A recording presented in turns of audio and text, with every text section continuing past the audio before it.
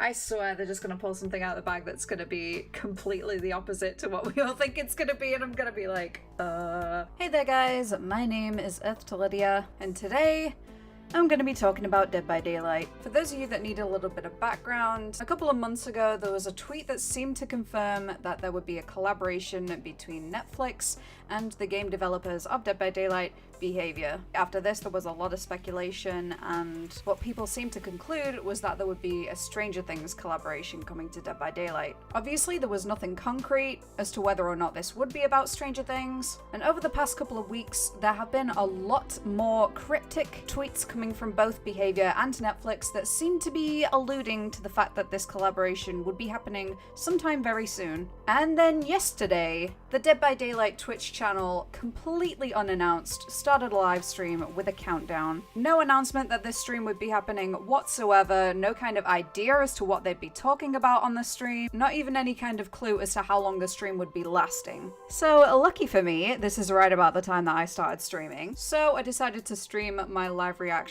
and that is what you're about to see now. After this, I'm going to go ahead and break down what was revealed from the stream, as well as what this is going to do for the game. So without further ado, let's begin. Hey there guys, oh my goodness, what the fuck? Where has this come from? They didn't announce anything, did they? Alright, we've only got 3 minutes left on this countdown. My goodness, let me switch over to the window capture screen. Hopefully I've got it in the right one. I'm pretty sure I have. Yeah, there we go. Alright, chat's going wild. They've got it on slow mode, so we can't, like, you know, spam anything out of it or, you know. But for the main part, because everybody wants to know what the fuck's up, I'm gonna be watching it with you, and then we'll see what's going on. I'll try my hardest not to, like, talk over the entire thing, but, I mean, I'm just as excited as the rest of you. Ready for cinematic? Oh, here we go. Okay, I'll shut up now.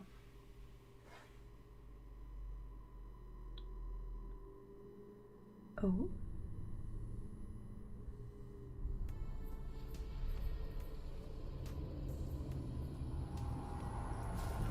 Yo, this is like it'd be another map for Larry's.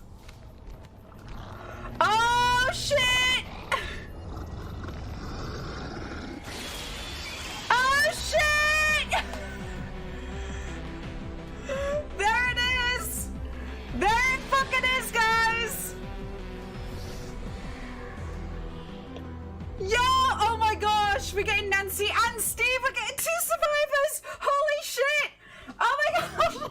Devs, fucking start this stream already! I want to know what survivor perks I'm getting! I want to know what fucking OP killer perks I need to protect myself against! Show me this map! I want to know everything! Yo, wait, whoa, what the... Hello? Hello? What the fuck, dude? Stream went offline? This is anticlimactic! Is that it? Was that the whole thing? Yo!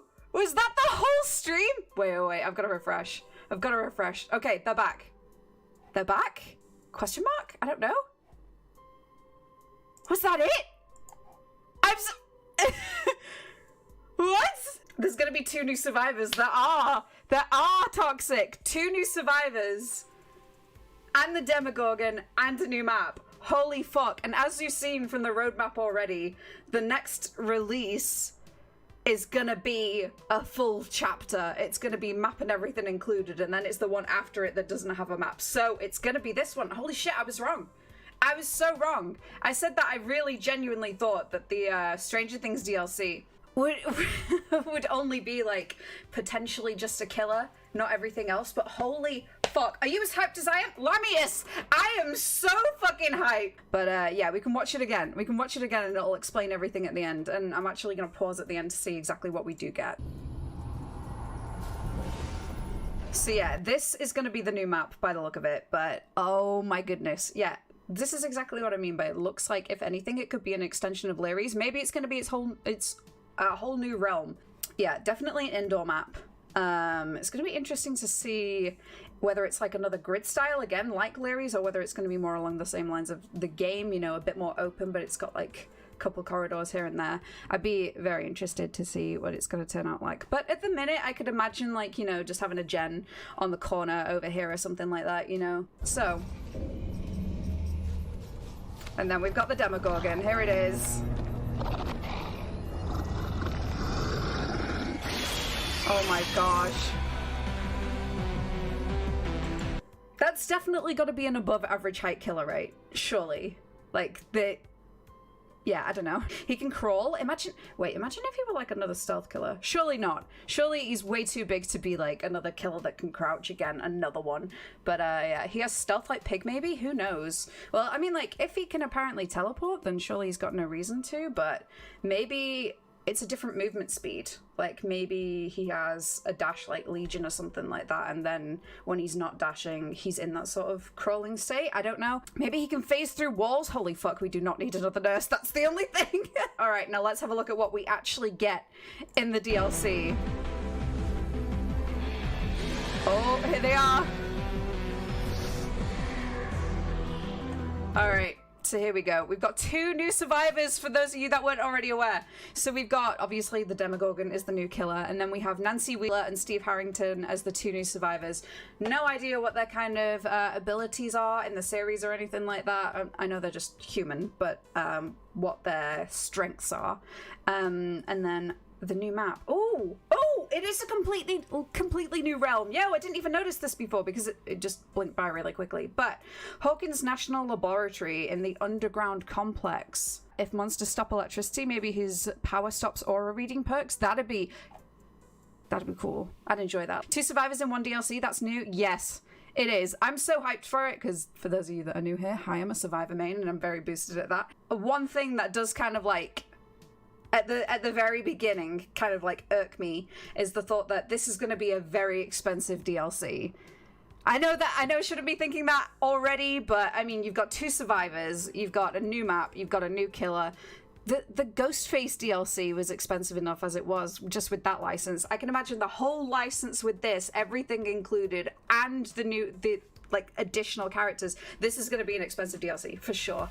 And so there we have it, guys. Stranger Things is confirmed to be coming to Dead by Daylight this September, so I imagine we'll be seeing this on the PTB in the next couple of weeks. And as we can see from the trailer, we're confirmed to be having 1 new map, the Hawkins National Laboratory, 2 new survivors in the form of Lovebirds, Nancy Wheeler and Steve Harrington, 1 new killer, the Demogorgon, and so that we can presume that we're going to be having 9 new teachable perks, 6 for survivors and 3 for killers. Okay, so first of all, I want to talk a little bit about the map. So this is the Hawkins National Laboratory. It is confirmed to be part of an entirely new realm. However, from the trailer, we can make quite a few comparisons to that of Leary's Memorial Institute. We can already see that this is going to be an indoor map, as it is part of the underground realm. What we don't know, however, is if this is going to be a completely closed-in grid-style map in the same way that Leary's is, or as we know from the Netflix series, the laboratory does have several floors, so it could be a bit more similar to the game in the sense that we have different levels to the map, similarly to how Gideon Meat Plant does. Or it could even be a mixture of all of the above with some open spaces and tight corridors. I personally think it would be quite interesting to see whether we'll have something like a singular office type room. As we know from the show as well, there are some closed in rooms. I think it would be quite interesting to see survivors having to work fastly and quietly inside an enclosed space on a generator, as they would be cornered if the killer found them. However, it would take some time for the killer to search individual rooms. Either way, we can't tell an awful lot about the map based on what we've seen in the trailer, as it was very short. Now let's go on to the thing that I'm the most excited for, and that is the 2 new survivors. So this is the first time that we're actually seeing the actor of a licensed character's likeness being used in the game. This does seem to suggest that we have 6 new teachable survivor perks. Now, we were discussing this in my chat a little bit as the trailer was going on. I want to disclaim it by saying that I haven't seen the whole of the Stranger Things series. I am watching it in the lead up to the release of the DLC, but I wouldn't consider myself very knowledgeable on the topic. My chat, however, and the people that were viewing at the time that we were watching the trailer are fans of the series, and we were discussing the type of perks that might be coming into the game. Thought that as Steve is portrayed as a more hands-on and somewhat aggressive character in the Netflix series, that his perks could represent that. So maybe some perks that directly inhibit the killer's abilities, whereas for Nancy, she might potentially have some more passive perks that could benefit the teammates, or could be to do with healing or aura blocking. For me personally, I'd like to see a new exhaustion perk added to the game, potentially a haste status when a gen's completed. That could be something that would be nice in combination with poised. It's unlikely due to the recent addition of Head-On and how few exhaustion perks they are releasing, but considering we're having 6 new teachables released in one go, who knows what we could see. And finally, for the Demogorgon itself, so there's been a lot of speculation that the Demogorgon might have a kit similar to that of old Freddy, where he has to pull the survivors into the Upside Down. Obviously, they couldn't just recycle Freddy's old kit because, again, we just have the complaints that it's not strong enough, so it would need tweaking to make a stronger killer. But the idea itself is actually suitable for that of the Demogorgon. Maybe it could even be the complete opposite premise of what Freddy's old kit was, and the Demogorgon would be completely invisible until completing a short animation to enter the real world as such, or to leave the Upside Down, however way you want to see it. There's also been some speculation that they could be adding another sort of teleporting mechanic, similar to New Freddy, so maybe it could only appear out of certain walls or lockers that are close to survivors. If they do go with the idea of separate dimensions as well, and this were an accurate representation of how the Demogorgon's mechanic is going to work, I think it'd be quite interesting to see how, or even if the survivors could escape the Upside Down, maybe there'd be an entry point or something similar on the map that the survivors would have to interact with to be able to get back out of the Upside Down. Or maybe like with Maya's going from tier 1 to tier 2 Evil Within, once you're in it, maybe you just can't get out. Either way, nothing is set in stone yet, but I do think that all of the discussion that this has opened up is going to be so interesting, and this is going to be such a unique killer to add to the game. Either way, I am super excited for this DLC, and I'm going to be watching all of Stranger Things in the lead up to it. For those of you that haven't seen me before, I do stream live on Twitch every single day. If you guys do want to check out any of my streams or other content, then you can go over to twitch.tv/EarthToLydia. It's the exact same way that it's spelt here. But I'd love to keep this conversation going, so let's talk about it in the comments section. I will see you in the next one. See you guys.